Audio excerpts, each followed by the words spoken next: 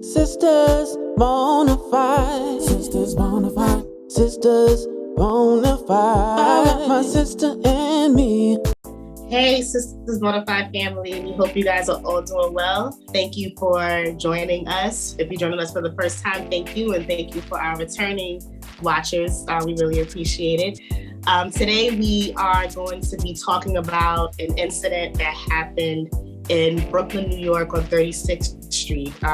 It was a situation where there was a mass shooting in a train station. And to kind of delve into this issue, we have a special guest here, Lewis. How you doing?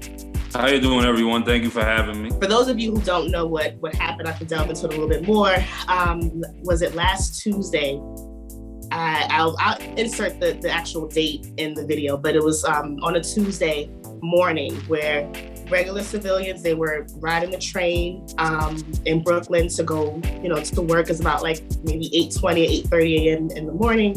And there was this guy who got on the train with a gas mask and I think a construction vest or some sort like that. So it made it seem as though he was a worker on the train, in the train. And so people probably didn't think much of it and they just went on about their business. So he opened up tear gas on the train and then started also shooting people that on the train as well. And I believe about 13 people, passengers who were on the train, were shot. And it just caused a lot of just mayhem. People were running out of the train, going into the train across the platform, running out of the train station for safety. And the person who was doing this ran off as well. He had a U-Haul truck and they were able to track him down based off of that, because apparently he left the key to the U-Haul truck at the scene of the crime. So all in all, they did find him and they caught him about a couple days later. But it was just a horrific situation. And what are you guys' thoughts on this? Like, what was the thing that crossed your minds when you guys heard about this for the first time? So for me, and I won't get too much into it, but as you guys know, and for our Sistas Bonafide family out there, that particular morning, we thought one of our own family members had been involved, in this. And so as scary as it always is hearing about it, just the thought that, when it hits home, it kind of like hits different. It's not, that you're like desensitized to what's going on, but it's like, oh my God, like one of my own family members could have been impacted by this. So it kind of like, really puts the whole bigger picture into perspective. Right. So, this particular incident was a little crazy for me. Thank God, that family member is fine and everything had worked out, but that was my initial reaction to that whole situation that morning.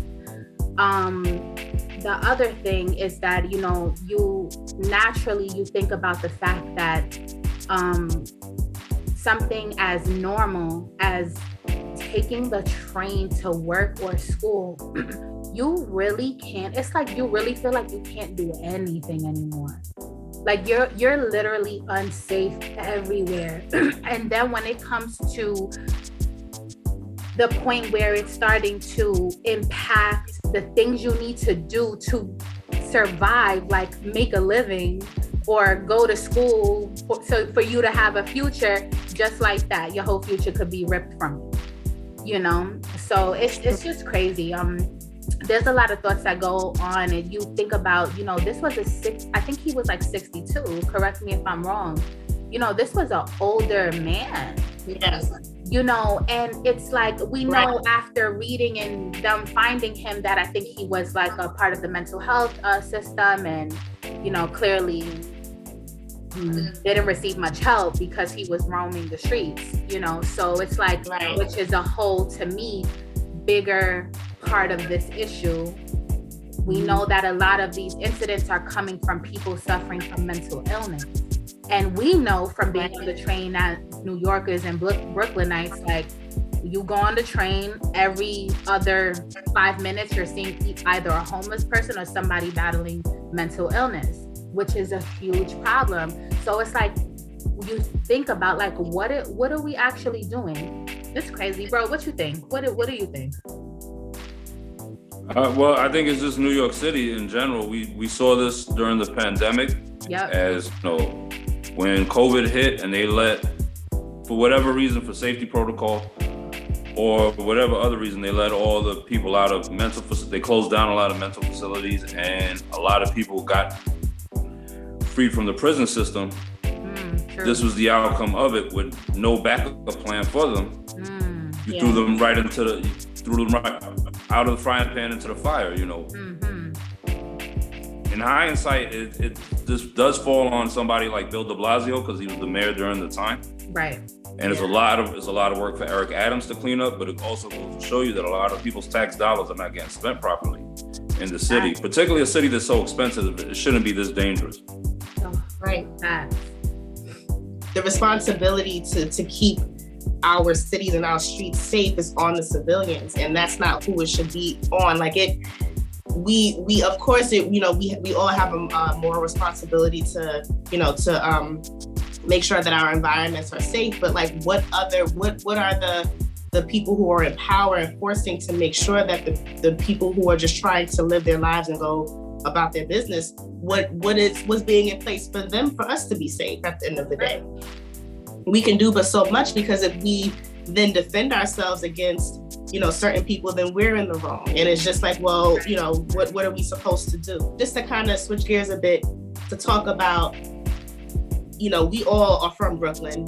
We've all seen kind of like the transition and the change and how it was when we were growing up as kids and as teenagers, and now as adults. So what, like, for me personally, it's gotten to the point where I don't even want to, I'm really cautious about walking down the street at all as an adult. As a kid, I was carefree. I had my headphones on. I'm, whatever happens. I didn't really care. But like, as an adult now, I'm so much more aware and cognizant of the fact that, at any time, something or someone can literally alter the rest of your life and not think twice about it. So it kind of puts a bit of, and I hate to say this, but it kind of puts a bit of fear in my heart, like in terms of just feeling that level of safety to even live in the place where I grew up and I call home. And this incident solidified that for me even more.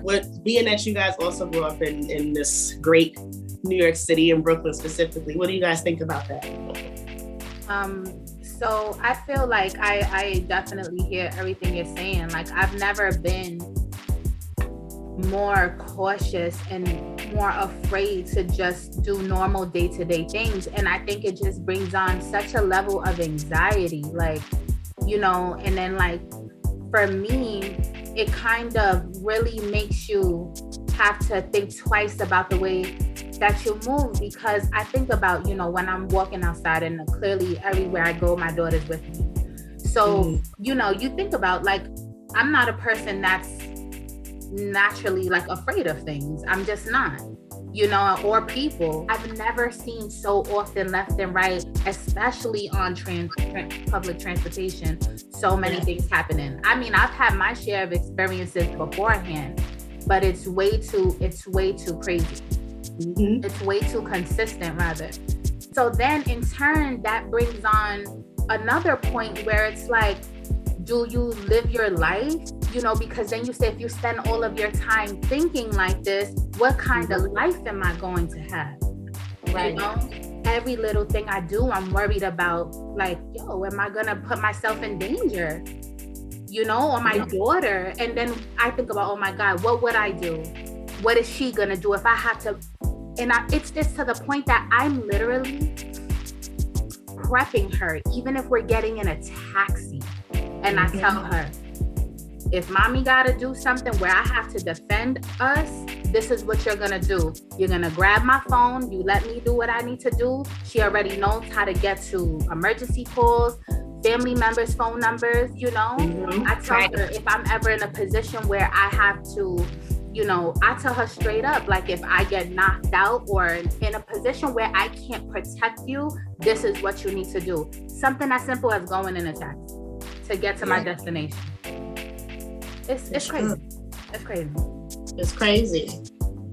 Well, I'm actually from 32nd Street, around from there. So I could tell you for the longest time, none of those cameras worked in that train station. There's been rapes, harassments, robberies, all type of stuff going on at that 36th Street train station that's been happening for the longest time. So you can't let the media scare you into, I understand this was a big event, almost, That's I guess, true. a terrorist type event. But as that train station, the cameras always been off. Plus you got numerous schools over there. You have numerous motels and hotels over there. And also you have methadone clinics and stuff like that over there as well. And it's a hub for a lot of trains because you got the N, the D, the R. So you're coming from Coney Island, Bensonhurst, Flatbush, Sunset Park, Park Slope, Bay Ridge, Manhattan, Queens. So a lot of people that's a crossroads train station. Right. And it's never been, I'm not saying it's the worst, but it's never been the safest train station at all neither. Now this was a different level incident that had happened. But again, a lot of it has to revolve around why did somebody feel so comfortable doing that with a police station just a couple of blocks away. I'm pretty sure he scaled the area before he attacked. A lot of it is the police are not going to respond the same way pre 2020 or 2021 due to their past actions and political things that had happened. And it's also affected the culture of the neighborhood. The culture of the neighborhood changed during the pandemic. A lot of those motels and hotels became hubs for a lot of homeless people and former drug addicts. So there's a lot of activity that goes on over there now. Again, it's not the worst place in the world to live. No, right. But it's also, there's a lot of stuff that goes unreported. So you can't let an incident scare you from messing up your everyday life. It's true. That's true. Yeah, I agree.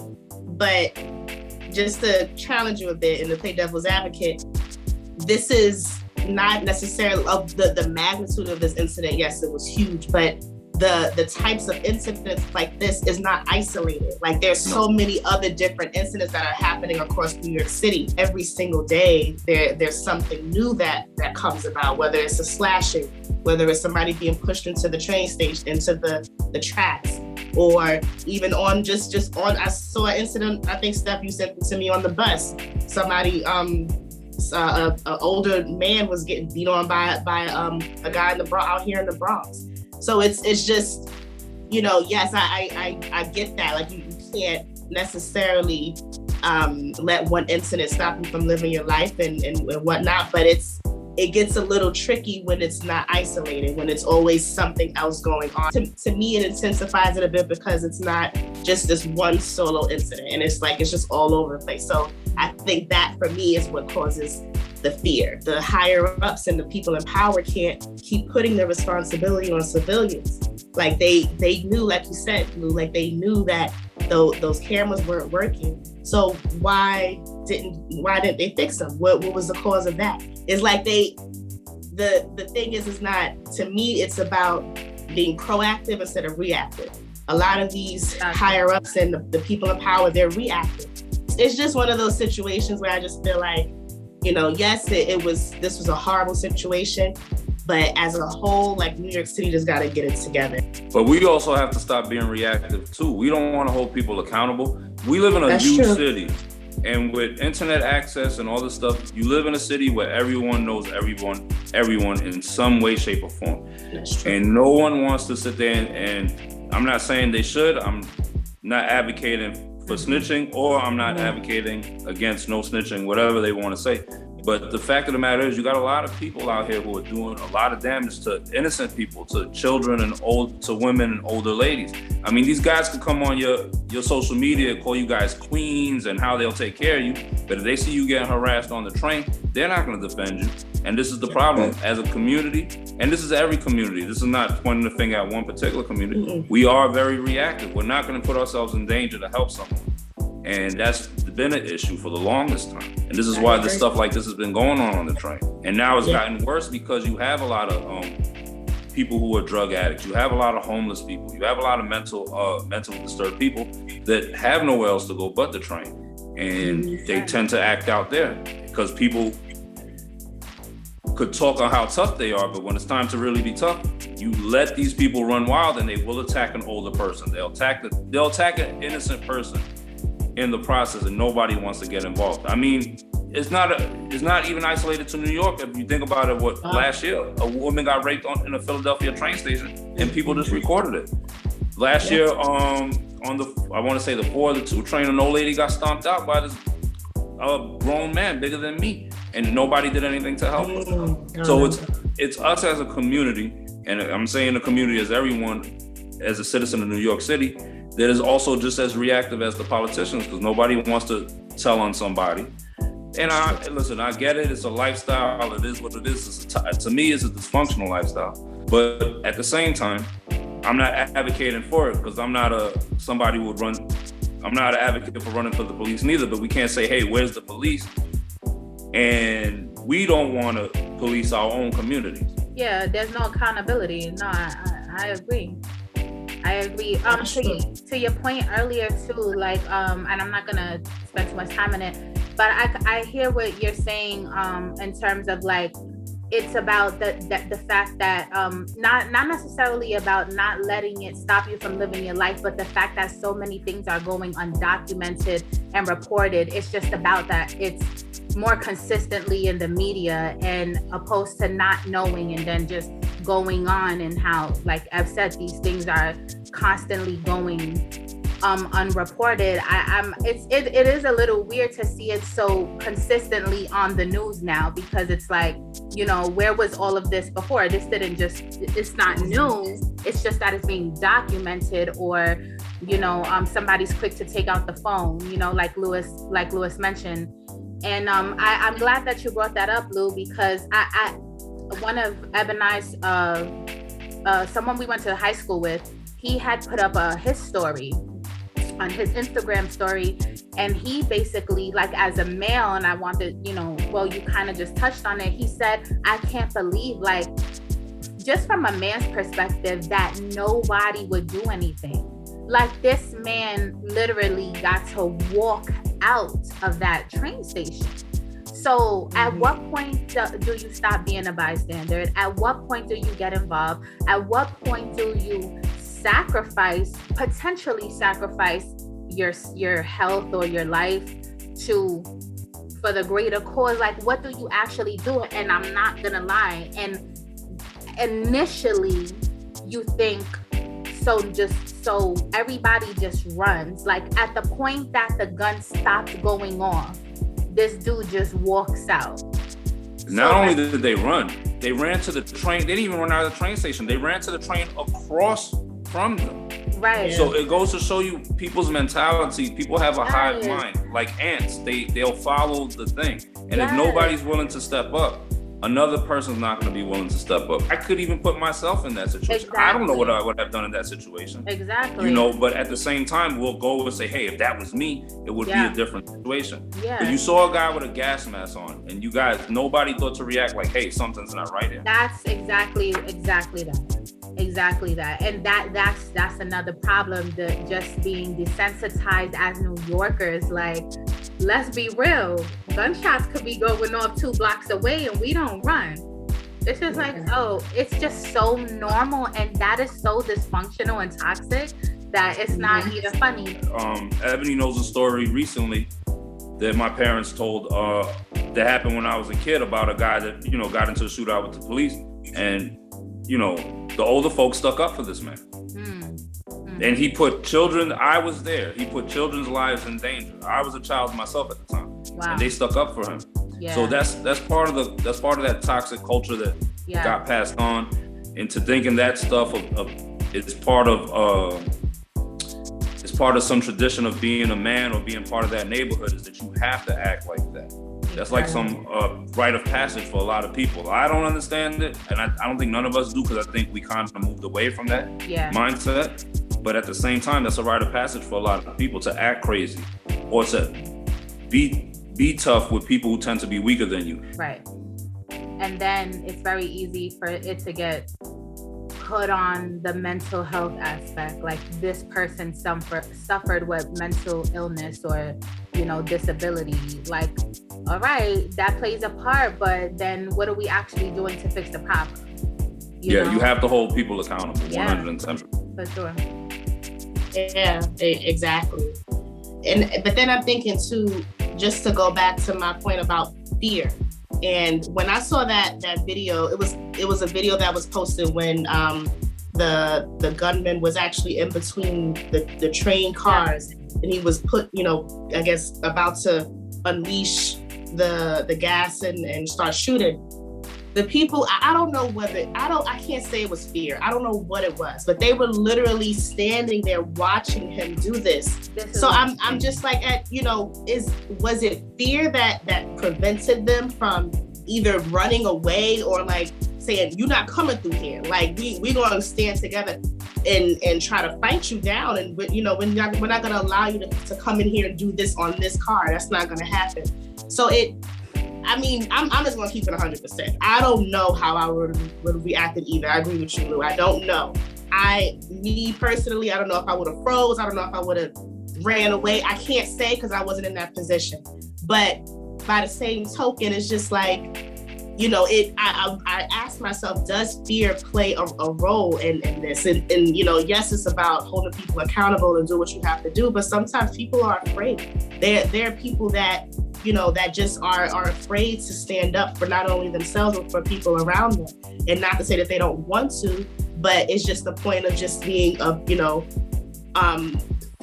of fear of what could possibly happen to them or whatever the case is. And, it was just an unfortunate situation that happened. But, just seeing that video was just like daunting to me. I'm like, wow, like fear is something. Mob mentality plays a big role as well, because if there was at least 2 people willing to confront him, more people would have been willing to confront him. Instead, they ran out. And again, what still baffles my mind, I wasn't in that situation. So again, I don't know how I would react. But to run across to the next train in hopes that that's going to still get you to where you need to be on time while there's a terrorist attack happening, it was kind of mind-blowing. And it goes to show you what mob mentality or the hive mind plays a big role in a lot of this stuff. A lot of these people will get tough with other people when they feel they have an advantage.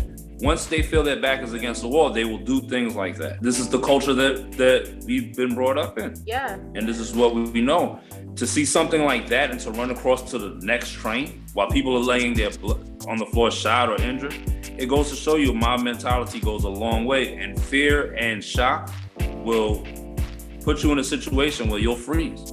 Yeah. Yeah, it's true. And I'll kind of give like another angle to it too. And this is something, and this is just the truth. Like you guys said, normally you wouldn't know. You don't know until your literal life flashes before your eyes.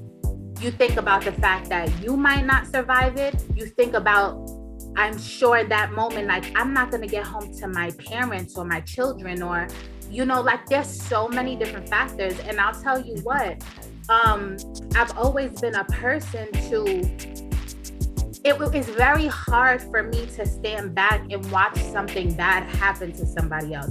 A lot of the times, even in school, when I would get in trouble, it was for getting in things that had nothing to do with me, because it's just like, that's always been my nature. But I'll be honest with you, right. and I'm just saying it now from like being a parent. If it means that there's a chance I'm not coming back to my kid getting involved,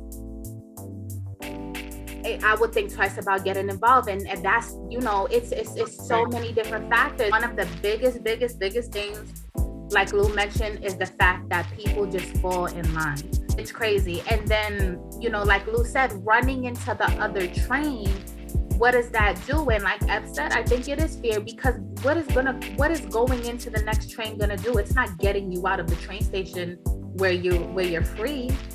So it's just like it shows you like what all these emotions that lead to irrational decisions. We need reform. We need our tax dollars being put into the things that actually matter, and not the things that these officials think matter, because at the end of the day, they don't live the day-to-day that we live. So until they get the perspective of someone living this life, they won't ever really know what we need unless somebody that comes from where we come from in our walk of life gets into a position of power. It's like they think they know, but they don't. So that's why nothing has changed. I think a lot of it has to do, I'm just going to say it, with more recently, all these, senseless police killings happening. I think that has a lot to do. I know that has a lot to do with the way the police respond to certain situations, starting with cleaning up our neighborhoods where we come from, and then getting these people that have mental disabilities institutionalized properly so they're not roaming the streets. You know what I'm saying? You should be able to pay your fare. I'm just be real. Pay your fare and not have to literally step off of a train car because a disturbed homeless person it's laying across the whole seat. You know what I'm saying? So there's so many issues, and then it's just us doing better as people, as a community. And where that starts, it's hard to say. You could have a lot of opinions, and it's just hard. It's hard. We try with what we're doing here. Like Eb said, we know it's not isolated to this issue, but we talk about it because of all the broader issues that come with it. And where the change is gonna start, I don't know, but. Yeah, I can tell you where it starts. It can start with the behavior not being glorified the way it's glorified. I can tell you right now that they pushed hip hop culture, which is a great culture, but they pushed the real negativity part of it, whether it be the drug dealing, the gang banging, and all that stuff. They pushed that on a lot of these people. I live in the Bronx and I see it every day. We're from Brooklyn, we saw it. You listen to people talk about Brownsville and Bedford-Stuyvesant, and there's like the people from there should have pride to be from there, but the actions that go on there shouldn't be glorified the way it's glorified in the media and made money off of, because the people who are making the money ain't the people who live in those neighborhoods. And you got a lot of people who are stuck there believing, hey, this is a rite of passage, this is my way of life, and that's it. The police are going to do that. The police's job is to police the neighborhood. They're not supposed to abuse citizens at all. So I'm not justifying that. No, I'm not justifying police brutality. But we have to police our own neighborhoods with ourselves and stop glorifying a lot of the garbage that we glorify. And this is the issue that we have. This is why drug dealing is such a popular topic and glorified on shows. Even I'm guilty of it. I love The Wire. That's one of my favorite shows. Right. But it's a glorified culture that should have never been glorified to begin with. And this is how it's gonna stop. And this is when people are gonna sit there and say, hey, we gotta get these type of people off the street, people who have mental illness who could be dangerous to other people. Instead of that stuff being glorified, like, hey, he did this, he's a badass, he's cool, or whatever the case may be. How much do you want the police to be involved is a big issue. And how much do you want the citizens to say, hey, I'm gonna stick up for my fellow citizen without getting in trouble? Also, let me state that this man had YouTube videos up for a long time. Yes, he did. Talking about how he hated, I believe, Black and Hispanic people, and I think even Asian people, even though he was an African-American man himself, I believe. So, it goes to show you, people who have issues, they don't get addressed. People either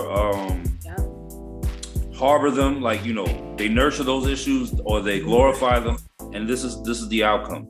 Long term, this is going to be the outcome if you don't correct the problem right away. Hopefully, doing what we're doing right now, we're not the only people doing things like, bringing light to these issues by talking about it. And, I think there is a little bit of a sense of, and I don't know if this is a New York thing or what is it, but sometimes it's the every man for himself, thing. Unless you're that, and or being like directly like until a family member gets shot, then that's when you want to advocate for gun violence, but people been getting shot up in the neighborhood your whole life.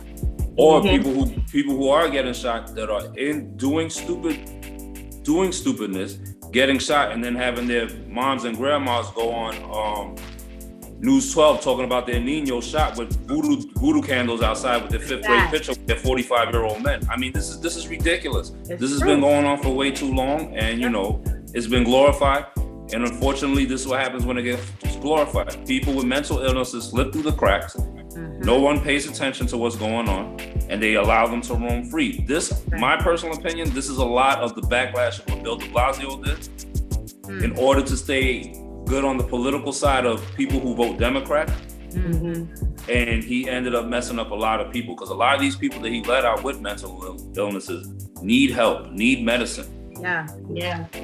You know, God forbid somebody decides to defend themselves, then it's, hey, you attacked a person that was mentally ill. Yeah, exactly. And this is the last thing I'm gonna say.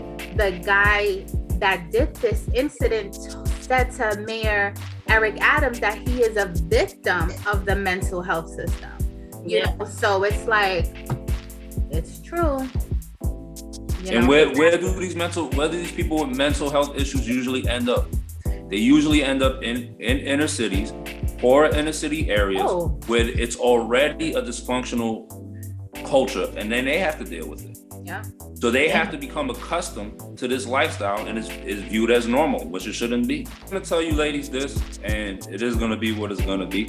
I've witnessed it in Brooklyn. I've also seen it in Far Rockaway, where numerous homeless shelters for men with mental illnesses or men who are sex criminals, whether they were child molesters or rapists, those facilities do go up.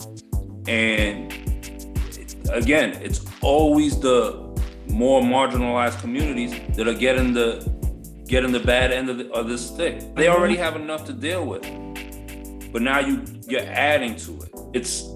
It's what you're willing to tolerate as a community, and you know, you gotta hold people accountable. Agreed. That's the perfect place to leave it right there. You know, if you guys are watching, we hope you are. Thank you. Well, thank you, Lou, first for coming on. Thank you for having me. Another episode of Real Talk. You give great and perfect input every single time. It's important to talk about the issues and get a different perspective, and especially a man's perspective. So thank you for gracing us on another episode of Real Talk. If you guys haven't already, Lou has joined us before on Dismantling Generational Stigmas. Go check that out. Don't forget to like, comment, subscribe, and do what, Ed? Hit that notification bell. Ding. Right. It's official. Don't forget to like, comment, subscribe, and hit the notification bell. Ding. Sistas Bonafide.